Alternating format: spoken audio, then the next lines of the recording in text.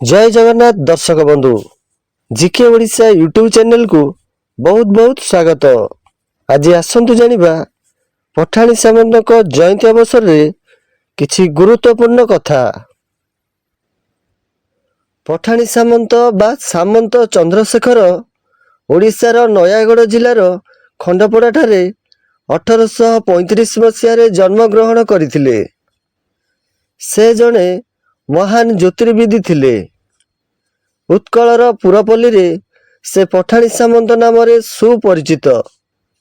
सूर्य चंद्र ग्रह तारा आदिंकर गतिविधि और चलन एवं सूर्यपराग और चंद्रग्रहणर सठिक समय निर्धारण करिबारे पारंगम थिले।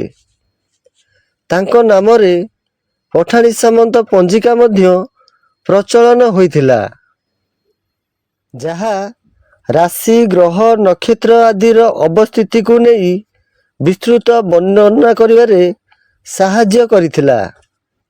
पठाणी सामंत 13 डिसेम्बर 1835 मसीह खंडपड़ा रे जन्म ग्रहण करथिले। 1904 मसीहा जून मास 11 तारिख रे से मृत्युवरण करथिले। से मात्र 68 बयस रे पुरी ठारे मृत्युवरण करथिले। 1835 मसीहा डिसेम्बर 13 तारिख रे पौष कृष्ण अष्टमी तिथि रे चंद्रशेखर एक राजवंश रे जन्म ग्रहण करथिले। खंडपड़ा निकटस्थ खंडपड़ा ग्रामर महादेव श्री श्री चंद्रशेखरंक प्रासादरू एही बालक जन्म होइथिबा कुहा जाइछि। एथिपई माता पिता तांकर नाम चंद्रशेखर रखिथिले। तांकर आगरू दुईटी झियो एवं गोटिए पुओ मरी जाइथिबारु तांको अपत्याणी नाम पठाणी रखा जाइथिला। पिलादिनु से उदासीन, मनोयोगी और एकाग्रचित थिले।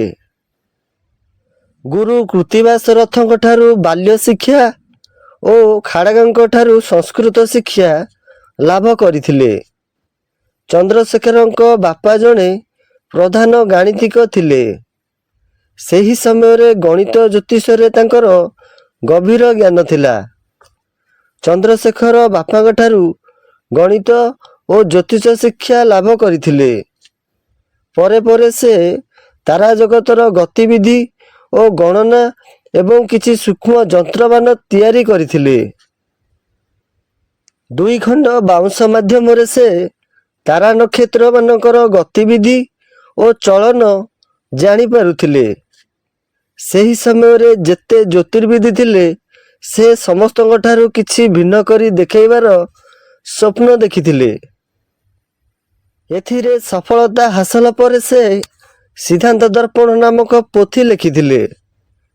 एही पोथी रे प्राय 2000 गोटी पद रहिछि।